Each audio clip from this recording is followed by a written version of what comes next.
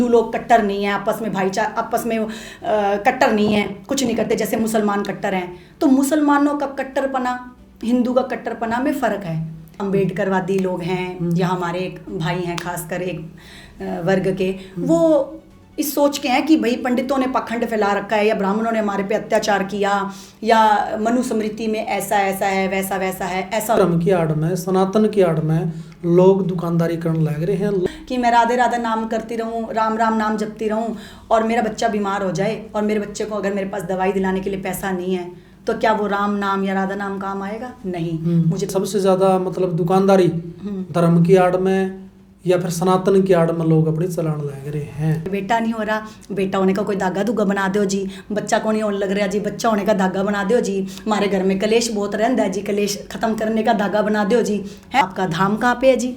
है आप कहाँ पर दरबार लगाते हो जी? भाई मैं तो जब हम इसमें भी बात समझनी होगी, जब हम ये कहते हैं कि सुहानी शाह जैसी एक लड़की है, सुहानी शाह, वो माइंड रीडर है, तो वो आपकी ना बैठे बैठे आपके फोन का नंबर, आपका पासवर्ड वो सब बता देगी, आपकी माइंड को रीड करके बता देगी कि आप क्या सोच रहे हैं। तो जब सुहानी शाह किसी चीज को पढ़ करके, विद्या को पढ़ करके आपकी माइंड रीडिंग कर पा रही है, तो क्या कोई साधु संत अपनी सिद्धि से वो नहीं कर सकता?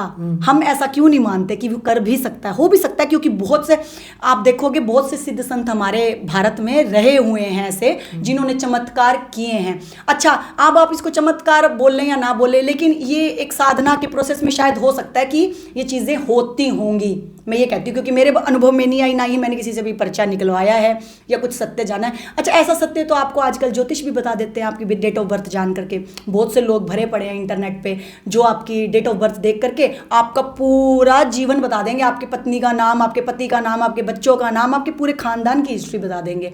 तो वो भी लोग हैं, तो वो भी शायद एक तरह की पढ़ाई है, क्योंकि देखिए हर चीज़ के लिए आपको पढ़ना पड़ता है, और जब वो पढ़ करके आप उसमें एक्सपर्ट हो गए हैं ना, तो फिर उस चीज़ से आप कुछ भी कह सकते हैं, बता सकते हैं। पढ़ा लिखे वाला तो बात अलग होगी, लेकिन मतलब इसकी धर्म की आड़ में, सनातन की आड़ में लोग दुकानदारी करने लग रहे हैं, लोग यह बात करने लग रहे हैं। समाज के अंदर हम देखा भाई सबसे ज़्यादा मतलब दुकानदारी धर्म की आड़ में या फिर सनातन की आड़ में लोग अपनी चलाने लग रहे हैं। बिल्कुल, क्योंकि ना वो चलाना इजी है। जब क्योंकि इजी क्यों है? क्योंकि आप भगवा वस्त्र को इतना महत्व देते हो।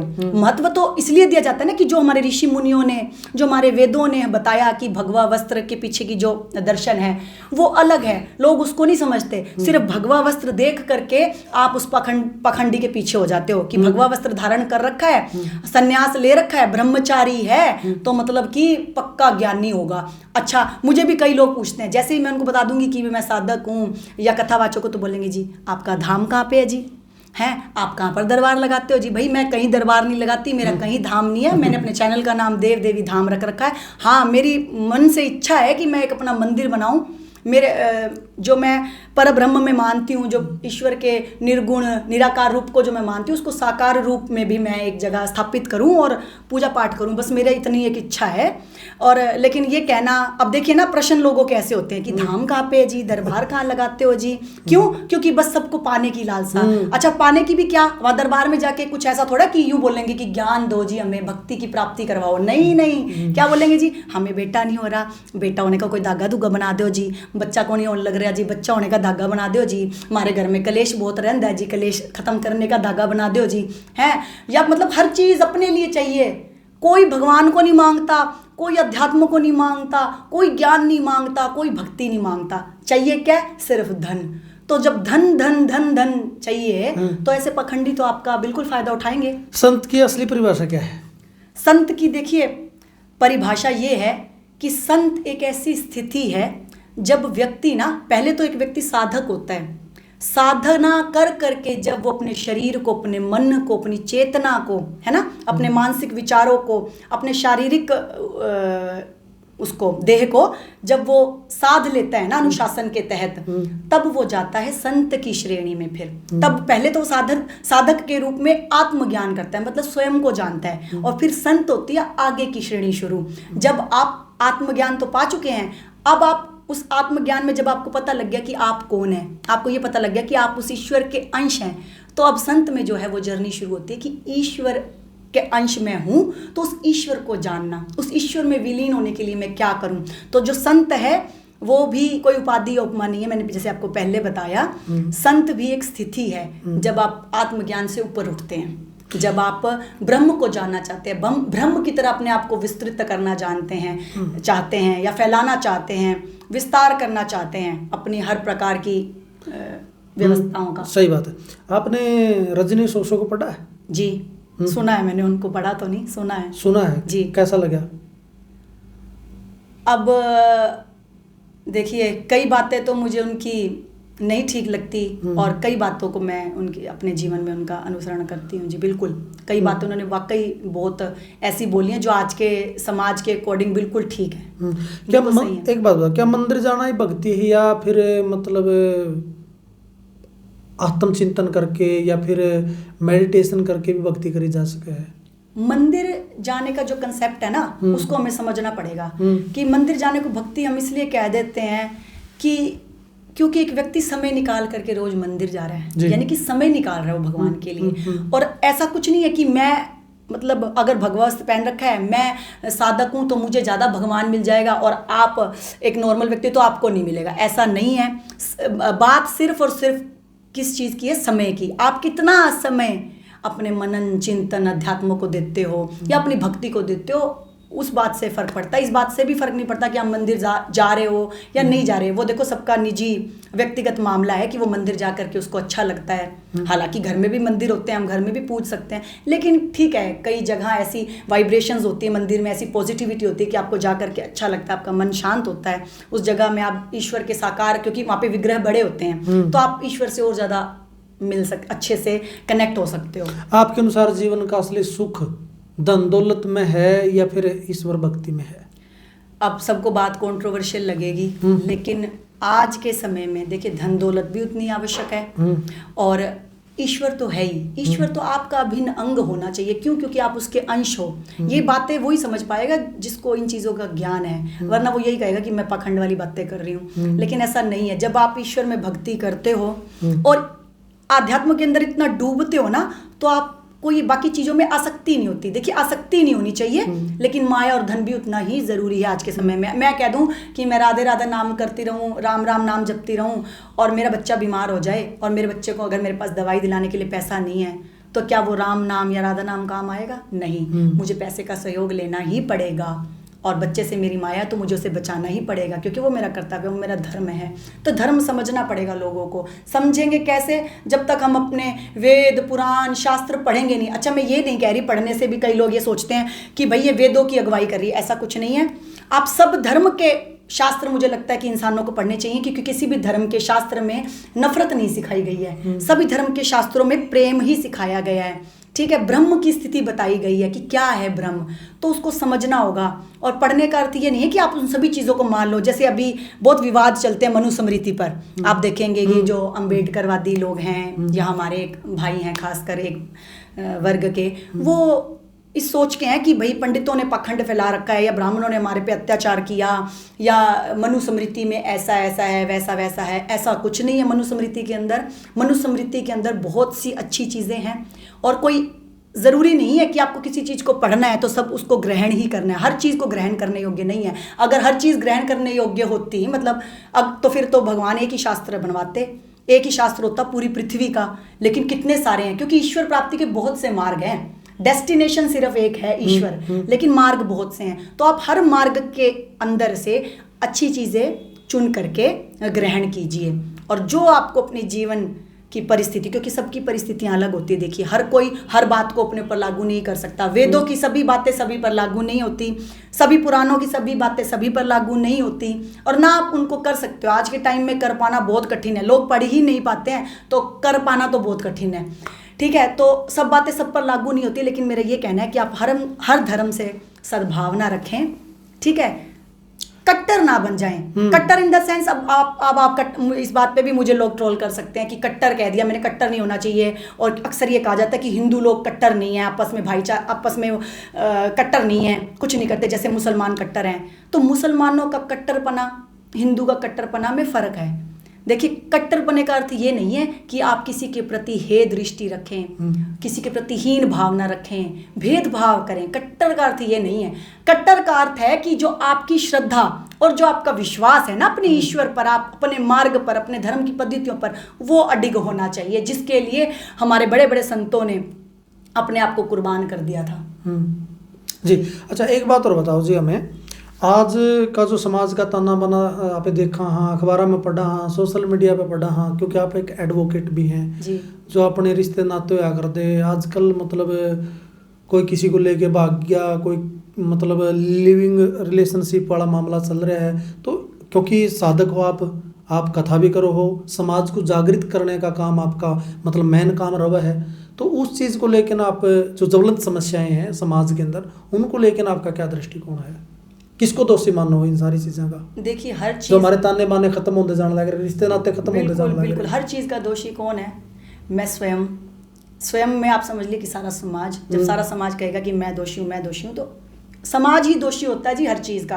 क्योंकि देखिए, एक व्यक्ति से समाज नहीं चलता है, सब व्यक्ति मिल करके एक परिस्थिति का निर्माण करते हैं, है ना। तो वो भी व्यक्ति हैं जो लिव इन में रह रहे हैं, और वो भी व्यक्ति हैं जो इसको अपोज कर रहे हैं, है ना।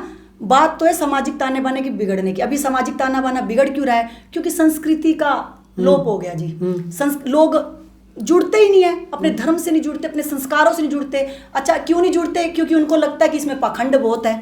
ठीक है, कुछ संतों के, कुछ साधुओं की पाखंड की वजह से जो आज की जो युवा जनरेशन है, जो कह लीजिए यूथ है, जो वो सोचती है कि ये पाखंडी हैं, ये हमें भक्ति में लगा रहे, पाखंडी हैं, ये इनको पैसा चाहिए हमसे, इसीलिए ये सब चीज़ें कर रहे हैं, या इनको अपने फॉलोअर्स बढ़ाने हैं, या अपना मतलब जो है शिष्य परंपरा से शिष्य बढ़ाने हैं, या अपने संप्रदाय को बढ़ाना है। तो ना बच्चे आपको पाखंड समझ करके दूर होते जा रहे हैं। तो दूर हो रहे हैं तो संस्कारों से भी दूर हो रहे हैं, क्योंकि कहीं ना कहीं देखिए, चाहे कोई पखंडी भी है, यदि वो पखंड भी कर रहे हैं ना, तो धर्म की बातों को लेकर ही करेगा, और धर्म की बातों को लेकर के करेगा तो कुछ तो उसमें भी ज्ञान की बातें होंगी।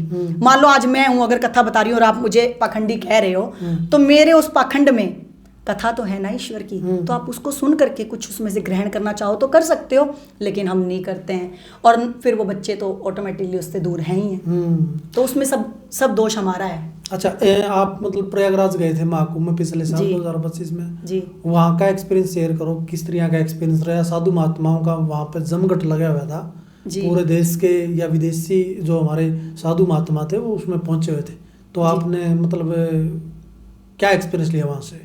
देखिए, पहली बात तो प्रयागराज का जो महाकुंभ था, मुझे लगता है आज तक का सबसे बड़ा था, क्योंकि इतनी जनता वहाँ पे आई हुई थी, इतनी जनता वहाँ पे आई हुई थी, मतलब आप सोच भी नहीं सकते। हमें स्नान करने जाने के लिए ना एक घाट पर 5 घंटे पैदल चल के जाना पड़ा था, 5 घंटे।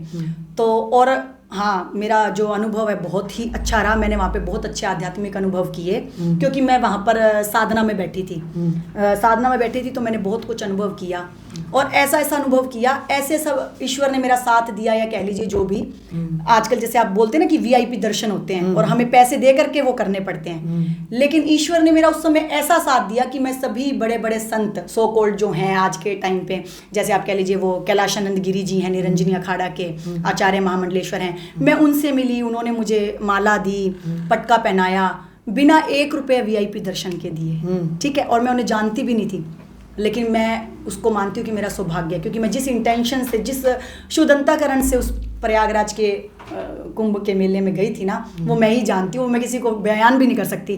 फिर कैलाशानंद जी से मिलने के बाद मैं रामभद्राचार्य जी से भी मिली, और बिल्कुल वैसे ही मिली, VIP उसमें मिली। अब ये मैं नहीं जानती कि किस चीज़ का प्रताप था, शायद मेरे तिलक का प्रताप था या फिर मेरी भक्ति का प्रताप था, ये मुझे नहीं पता। और फिर उसके बाद मैं अपने शंकराचार्य जी अभिमुक्तेश्वरानंद जी से मिली, उन्होंने भी मुझे मेरे हाथ में 2 रुद्राक्ष प्रसाद के तौर पे दी और मुझसे बातचीत की। उनको देख करके तो मुझे आंसू आ गए थे, क्योंकि वो मेरी प्रेरणा है, क्योंकि जैसे वो सत्य बोलते हैं ना, और जिस दहाड़ के साथ बोलते हैं, तो मुझे लगता है कि ऐसे संतों की हमें आवश्यकता है, जो बिल्कुल निष्पक्ष हो करके जो है समाज में ऐसे मुद्दों को उठाएं। अच्छा, एक बात और रही वहाँ की जर्नी से, मेरी एक बात और जुड़ी हुई है कि जब मैंने अभिमुक्तेश्वरानंद जी से मिली तो मेरे आंखों से आंसू चल पड़े, और मैंने, क्योंकि मुझे उनकी जर्नी का पता था, वो गौ रक्षा के लिए तो बहुत ज़्यादा कार्य करते हैं, तो मैंने उनको देख करके, उनकी प्रेरणा से मैंने उसी दिन वहीं पे अपनी चप्पल त्याग दी थी। तो मैं तब से लेकर अब तक ना कोई चप्पल पहनती हूँ, ना कोई खड़ाऊ पहनती हूँ। चाहे अच्छा। जितनी मर्जी गर्मी हो, जितनी मर्जी सर्दी हो, अच्छा। मैं हर जगह नंगे पैर जाती हूँ। चाहे शादी ब्याह कहीं भी जाना हो, ये मैं झूठ नहीं बोल रही, आप इस बात को कंफर्म भी कर सकते हैं। मेरे समाज में रहने वाले जो मेरे सोसाइटी के लोग हैं आसपास के, वो ही आपको बता देंगे। तिलक के बिना कहीं नहीं जाती और चप्पलों के बिना सब जगह जाती हूँ, चाहे जितनी भी गर्मी हो, कुछ भी हो। क्यों? क्योंकि मुझे लगा कि जब एक व्यक्ति मतलब संत, एक ऐसा संत शंकराचार्य की पदवी पर जो बैठा है, वो गौओं के लिए इतना कुछ कर सकता है, तो क्यों ना मैं भी कुछ अपने जीवन में से ऐसा त्याग दूं जो मुझे बहुत पसंद था। मुझे बहुत शौक था जूते चप्पलों का, मेरे पास अलग अलग प्रकार के बहुत थे, मुझे बहुत शौक था। तो मैंने सबसे पहले उसी को त्यागा कि मैं भी अपने शरीर को, मैंने जो संकल्प लिया उसको दृढ़ करूं। मैंने जो प्रण लिया है एक, कि जब तक गौ रक्षा का कानून नहीं बनता तब तक मैं चप्पल नहीं पहनूंगी। अच्छा। तो मैंने उनकी प्रेरणा से ये जो है प्रण लिया है और मैं उस प्रण में अभी तक मजबूती से टिकी हुई हूँ। तो ये शायद मेरे अध्यात्म का ही है प्रभाव की मैं टिकी हुई हूँ। तो साधक राज राजेश्वरी जी ने भाई एक प्रण ले रखा है, प्रतिज्ञा ले रखी है, जब तक गौ रक्षा के ऊपर कोई कानून नहीं बन जाता तब तक ये अपने पाँव में चप्पल या खड़ाऊं जो है वो नहीं डालेंगी जी। तो आपने इनकी सोच कैसे लगी, बताइए सारे। लोग कह देंगे पढ़ने लिखने से कुछ नहीं होता। अरे भाई, एक साधु ने कमेंट किया था, मैंने देखा अच्छा। इंस्टाग्राम चैनल पे कि पढ़ी लिखी हैं तो क्या, ज्यादा पढ़ने लिखने से क्या। अरे भाई, अनपढ़ होने से भी कुछ नहीं है ना फिर, तो पढ़े लिखे होना ही बेहतर है अनपढ़ होने से, ठीक है। और ज्ञान के लिए पढ़ा लिखा होना, अनपढ़ होना, आध्यात्मिक ज्ञान एक अलग चीज है, हाँ, लेकिन पढ़ा लिखा होना उसमें आपको अग्रसर करती है।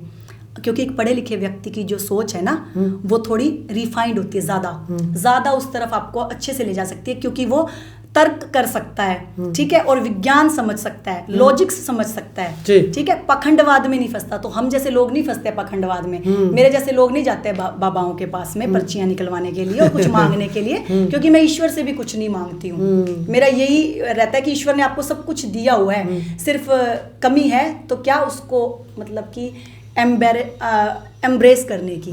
आप उसको एम्ब्रेस नहीं करते हो, जो ईश्वर ने आपको दिया आप उसको अप्रिशिएट नहीं करते हो। कमी सिर्फ यही है। बिल्कुल बिल्कुल, मतलब है राज राजेश्वरी जी भाई, विश्वानी देव सवितुर दुरितानि परासु है, इस विचारधारा अब आप ये देखेंगे, आप मेरे ये सर्टिफिकेट्स देखिए, आपको लगे ये देखिए 9th क्लास का सर्टिफिकेट है, इसमें क्या लिखा है आप बताएंगे ये बात। ये 9th क्लास का सर्टिफिकेट है मेरा। अच्छा जी। तो मैं स्कूल के टाइम से ही करिकुलर एक्टिविटीज में और पढ़ाई लिखाई में रही हुई हूँ आगे। बिल्कुल बिल्कुल, first position in the class ji, first position ली आपने इसमें जी, कल्चरल एक्टिविटीज में पार्टिसिपेशन। हाँ, प्रथम स्थान आया आपका इसमें। फिर आप देखेंगे मेरे को ये दिखाइए, मैं दिखाती हूँ। हाँ, ये जी मैंने फंडामेंटल इंग्लिश का कोर्स, फंक्शनल इंग्लिश का कोर्स किया हुआ है, ठीक है, उसमें फर्स्ट डिवीजन से मैं पास हुई हूँ। मैं इंग्लिश भी बहुत अच्छी बोलती हूँ। अच्छा। ये भी मैं आपको बताना चाहती हूँ, मैं इंग्लिश में लिखती भी बहुत अच्छा हूँ। अच्छा जी। और मैं इंग्लिश की मतलब जैसे आप कहते हैं ना, एक फॉरेनर आप उसको देखते हो ना जब न्यूज़ रीडिंग करता है, तो मैं वैसे भी कर देती हूँ, ठीक है। ये मेरा एकेडमिक प्रोफेशंसी है गवर्नमेंट कॉलेज का, जब मैं बैचलर्स में थी तो मैं हर सब्जेक्ट में टॉप करती थी। फिर मैं डिबेट में भी पार्टिसिपेट करती थी। अच्छा। मैं डिबेट में मैंने स्थान लिए हुए, क्विज में, ऐसे राइटिंग में और इन सब चीज़ों में। देखिए आप, मेरे को बाल वैज्ञानिक का अवार्ड भी मिला हुआ है, 11वां राष्ट्रीय बाल वैज्ञानिक अवार्ड मुझे 2003 का में प्राप्त है। जी जी जी, ठीक है। ये देखिए जिला बाल वैज्ञानिक अवार्ड भी प्राप्त है और राष्ट्रीय भी। और फिर उसके बाद देखिए मैं सेमिनार, तो ये तो आपने जड़ी लगा रखी इनकी तो आपने। जी, और हरियाणा साहित्य अकेडमी का मुझे नवोदित लेखक शिविर में मैं गई थी, और इसी मतलब मेरी पुस्तक में मेरी कविताएं छपी हुई हैं हरियाणा साहित्य अकेडमी की। फिर आप ये देखिए इंटर जोनल यूथ फेस्टिवल का देखिए, इसमें हरियाणवी स्किट में मैं बेस्ट एक्ट्रेस रही थी। मतलब पूरे जोन का होता है ये, इसमें पूरे हरियाणा के कॉलेजेस का कंपटीशन होता है। जी जी जी। तो ये था, इसमें भी मैं प्रथम रही थी। फिर कविता कहानियां मैं लिखती हूँ, निबंध लेखन में आप ऐसे सर्टिफिकेट्स मेरे पे बहुत पाएंगे। अच्छा, इसके साथ साथ मैं आर्टिस्ट भी, मतलब बेस्ट आउट ऑफ वेस्ट में भी फर्स्ट, सेमिनार में द्वितीय प्रथम ऐसा डांस में मुझे बहुत मिले हुए हैं प्राइजेज। तो ऐसा आप ये देखेंगे हर चीज़ के सर्टिफिकेट मेरे पास हैं। पेपर रीडिंग हो गया, या आप यूँ कह लीजिए कि भी स्किट में पार्टिसिपेट करना हो गया, या मिमिक्री करनी, या फिर मिमिक्री भी करते हो आप? नहीं उस टाइम हाँ करते थे। देखिए थोड़ा बहुत रहता है, जब बच्चे थे हम ना, टाइम में। जी बच्चे होते हैं। तो बच्चों की आदत होती है। मैं बहुत हंसमुख स्वभाव की थी उस टाइम भी, और अब भी हूँ वैसे तो, पर उस टाइम ठीक है, बच्चे वाला एक वो होता है ना आपके अंदर। और ये मेरी जी डिग्रीज आप देखिए, बिल्कुल 10th 12th, उसके बाद आप ये देखेंगे कि बैचलर ऑफ मास कम्युनिकेशन की मेरी कुरुक्षेत्र यूनिवर्सिटी की डिग्री है। ठीक है, ये भी मैं फर्स्ट डिवीजन से पास हूँ। उसके बाद फिर आप आ जाइए, ये मेरे पास लॉ की सारी वो हैं डिग्रियाँ। ये मेरा जी ऑल बार काउंसिल का सर्टिफिकेट, ऑल इंडिया बार एग्जामिनेशन क्लियर किया था मैंने उसका। जी, जी, जी। ये चौधरी देवीलाल से मेरी LLB की डिग्री, उसके बाद ये महाराजा गंगा सिंह यूनिवर्सिटी से मेरी मास्टर ऑफ लॉज की डिग्री। जी बिल्कुल बिल्कुल। ठीक है, और बहुत सारे अखबारों में मैं वो नहीं ला पाई, बहुत सारे अखबारों में मतलब इंग्लिश अखबारों में भी और हिंदी अखबारों में भी मेरी कटिंग्स हैं मेरे पास। उसमें मेरी क्या है कि मैं राइटिंग लिखती थी तो वो छपती थी, मैं जो कुछ लिखती थी, क्योंकि मैं पत्रकारिता में थी तो तब लिखने का शौक था। और कविताएं भी मैं बहुत लिखती हूँ, भजन भी लिखती हूँ। बिल्कुल बिल्कुल। ये तो भाई कहने का मतलब ये है, आपने देख लिया होगा राज राजेश्वरी जी मल्टी टैलेंटेड हैं। ये नहीं कि मतलब धूड़ मल्लठ मारने वाला सिस्टम नहीं है भाई। कहने का मतलब ये है इनको हर फील्ड का ज्ञान है, हर फील्ड की नॉलेज है, पढ़ी लिखी हैं। हालांकि एक बात पे इन्होंने ऑब्जेक्शन कर दिया था, पढ़ी लिखी हैं, एक रूपवान शब्द दे दिया था। हालांकि ये तो बेमाता के ढया कर है जी, देखो चेहरे तो अंदर से साफ होना चाहिए आदमी। नहीं वो तो है, लेकिन है ना? पता है क्या, मैं ये इस बात पे भी कहना चाहूंगी, मैंने आपको उसी टाइम कह दिया था कि आपको शायद रूपवान ना लिख करके ज्ञानी या तेजस्वी लिखना चाहिए। हाँ, बिल्कुल बिल्कुल। क्योंकि जब भी कोई आपकी, मुझे ऐसा लगता है कि जब भी आपकी तरफ कोई देखता है ना, तो आपको क्या देखता है, बाहरी आवरण। तो मुझे ऐसा लगा कि आपने भी बाहरी आवरण को ही छुआ, क्योंकि ना बहुत से लोग ऐसे कमेंट करते हैं और मैंने उनके लिए स्पेशल ना एक मेरे पास मेरी फाइल है ऐसे लोगों के लिए। मैं ना अक्सर रात में बहुत देर देर तक कई बार चिंतन करती हूँ, तो मेरे पास जो सवाल आते हैं ना, मैं उनके जवाब लिख लेती हूँ। चाहे इंग्लिश में, आप इंग्लिश में मेरे पास जखीरा मिलेगा आपको लिखा हुआ, ठीक है, और हिंदी में भी। तो मैं हर चीज़ के बारे में ना सोचती हूँ और उसके जवाब ना मुझे अक्सर रात को मिलते हैं, मतलब 2-3 बजे के आसपास में ना, क्योंकि मैं उस टाइम उठने का मेरा टाइम भी हो जाता है। तो ना एक बार ना कई लोगों ने मुझे गंदे गंदे कमेंट किए थे। अच्छा। पर्सनली फेसबुक पे गंदी गंदी वो सब चीज़ें भेजना करना, है ना। अच्छा। क्योंकि वो आपकी ना सुंदरता पे मोहित हो जाते हैं। तो उनके लिए जो मेरे मन में विचार आया, ये जो ईश्वर की कृपा से जो मेरे मन में उस टाइम जो बात आई, तो मैंने उनके लिए यही कहना चाहूँगी जो सोशल मीडिया पे गलत कमेंट करते हैं, किसको देख करके, मतलब सुंदरता को देख करके, मतलब एक औरत का रूप देख लिया आपने कि सुंदर है, लेकिन आप मेरे अंदर नहीं झांक रहे हैं। तो उनके लिए मैं ये कहना चाहूंगी कि यदि आप माया रूपी शरीर के लिंग भेद को छोड़कर ज्ञान रूपी आत्मा चेतना को जानेंगे, तो आप में और मुझ में कोई भेद नहीं होगा, सब एक सा लगेगा आपको। मेरे इस माया रूपी शरीर को भोगने की वासना को छोड़कर आप मेरे आत्मरूपी आत्मज्ञान जागृत चेतना को भोगने की कामना करें। अपने शरीर को आध्यात्मिक साधन मानकर उससे मेरे भीतर के ज्ञान को आप देखें। भाई अपने शरीर को भी आध्यात्मिक साधन माने कि भी किसी से कुछ ज्ञान पाना है मुझे, ऐसे आप मुझे देखें, ब्रह्म को जाने, आत्मा को जाने, मेरे शरीर को आत्मा जाने, ना कि शरीर जाने, है ना। आत्मा जाने जिसके पास शरीर है, ना कि शरीर जाने जिसके पास आत्मा है। और हाँ, मेरा शरीर जो है ना बाहरी लिंग रूपी आवरण से भिन्न हो सकता है आपसे, हो सकता है क्योंकि मैं तो औरत हूँ, तो भिन्न ही है शारीरिक रूप से। हाँ, आपसे भिन्न हो सकता है बाहरी आवरण से, लेकिन उस आवरण की कुछ व्यवहारिक सीमाएं, कुछ शारीरिक सीमाएं और कुछ विशेषताएं, उत्कृष्टताएं भी हैं। जैसे कि हम देखिए बच्चों को जन्म दे सकते हैं, हम सृष्टि कर सकते हैं, है ना, तो ये महिला ही कर सकती है। तो उस रूप में मैं आपसे ज़रूर भिन्न हूँ। हाँ, और जैसे कि स्त्री को सुंदर लगना, सुंदर बनाना, हर चीज़ को आप देखेंगे स्त्री कैसे काम करती है, जैसे प्रकृति काम करती है। प्रकृति ने कैसे कार्य किया हुआ है, प्रकृति हर चीज़ को कितनी सुंदर बनाती है। आप देखिए, आप घूमें, जब पूरे वर्ल्ड के नक्शे पे आप देशों को में घूमेंगे या भारत में ही देख लीजिए आप, इतनी सुंदर हर चीज़ मिलेगी प्रकृति की आपको। हर प्रकृति का जो निर्माण है इतना सुंदर है, क्योंकि प्रकृति हर चीज़ को सुंदर करती है, क्योंकि महिला तत्व हो गया ना, प्रकृति भी नारी तत्व हो गया। तो इसीलिए मैं भी प्रकृति हूँ, तो इसीलिए मुझे भी सजना संवरना पसंद है, और घर को साफ रखना, सुंदर बनाना, हर चीज़ को सुंदर बनाना एक महिला की, मतलब कह दीजिए कि नारीत्व की पहचान है। हर चीज़ को वो सुंदर बनाती है। इसीलिए लोग मुझे कह देते हैं कई कि बड़ी मेकअप करते हो, ये है। अरे भाई, मेरा हक है, मैं शादीशुदा हूँ, गृहस्थ जीवन में हूँ, और मेरा पूरा अधिकार है वैदिक तौर पे भी और शास्त्रों के अनुसार भी मैं सब 16 श्रृंगार करके चल सकती हूँ। लेकिन क्योंकि वो मेरा ठीक है, अब बाहरी आवरण का एक है कि भाई एक माइंडसेट है कि हमें सुंदर लगना है, सुंदर बनाना है, हर चीज़ सुंदर होनी चाहिए हमारे आसपास, है ना। तो लेकिन मेरे शरीर को भोग का साधन ना मानकर, है, जब तुम मेरी आत्मा चेतना के ज्ञान को भोगोगे, तो तुम पाओगे कि मेरे इस देह के भीतर असीमित ब्रह्मांड है, जो इंसानी देह का वेश पहन करके आपके सामने खड़ा है। मेरे भीतर बड़ी असीम ऊर्जा बहती है, और कौन सी ऊर्जा? जो ब्रह्मांड में बहती है, जो आप सभी में भी बहती है। आप सभी की और मेरी आत्मा ब्रह्मांड का एक जीवंत अंश है। आपकी आत्मा भी एक जीवंत अंश है ब्रह्मांड का, और मेरी आत्मा भी, ठीक है। तो इसीलिए स्वयं को जानो और ब्रह्म में लीन करने के लिए, है ना, अपने आप को लगा दो, क्योंकि ये शरीर प्रकट ही इसलिए हुआ है कि आप स्वयं को जानो और ब्रह्म में स्वयं को लीन कर दो, बिल्कुल, ठीक है। तो इसीलिए अपनी चेतना को जागरूक करो, अपने अंतःकरण को शुद्ध करो, देखो, सोचो, जानो, तभी कमेंट या मैसेज करो। बिल्कुल है, बहुत बढ़िया बात बोली है।